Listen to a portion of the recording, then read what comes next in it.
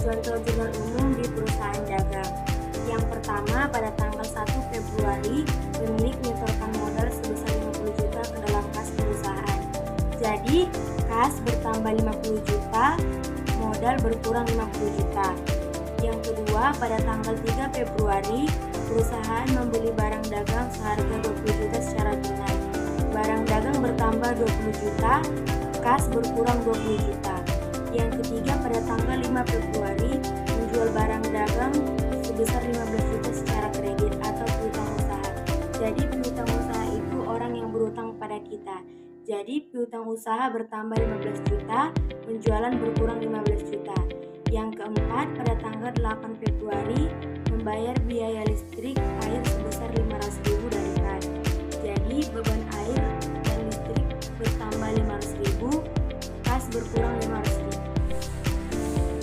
Kertas kerja dalam akuntansi adalah dokumen yang digunakan untuk menyusun dan menata informasi keuangan sebelum laporan keuangan yang disusun. Kertas kerja ini berfungsi sebagai alat bantu bagi akuntan untuk menganalisis, menyusun, dan memastikan bahwa semua jurnal dan akun telah ditangani dengan benar.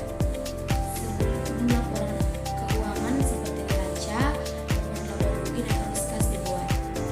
Berikut adalah beberapa komponen penting yang biasanya terdapat dalam kertas kerja akuntansi. Nah, yang pertama, judul kertas kerja menyatakan periode akuntansi dan jenis laporan yang sedang disiapkan.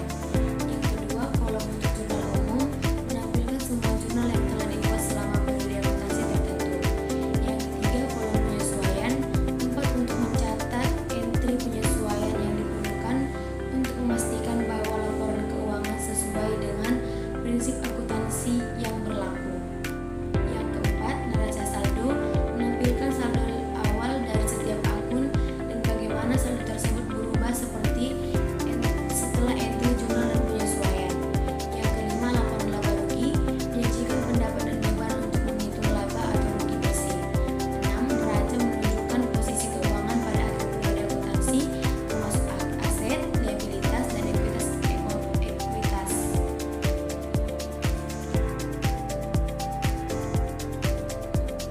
Kertas kerja akuntansi memudahkan akuntan dalam menyusun laporan keuangan yang tepat, mengidentifikasi kesalahan, dan memastikan semua informasi telah dicatat dan disajikan dengan benar.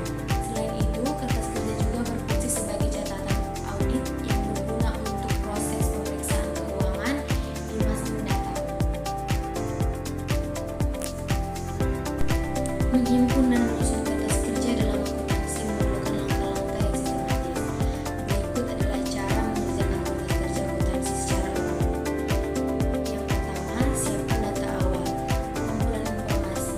Kumpulkan semua data keuangan yang diperlukan, termasuk buku besar, jurnal, dan catatan transaksi. Yang kedua, neraca saldo. Mulailah dengan membuat neraca saldo untuk periode akuntansi yang bersangkutan. Ini mencakup semua akun beserta saldo awalnya.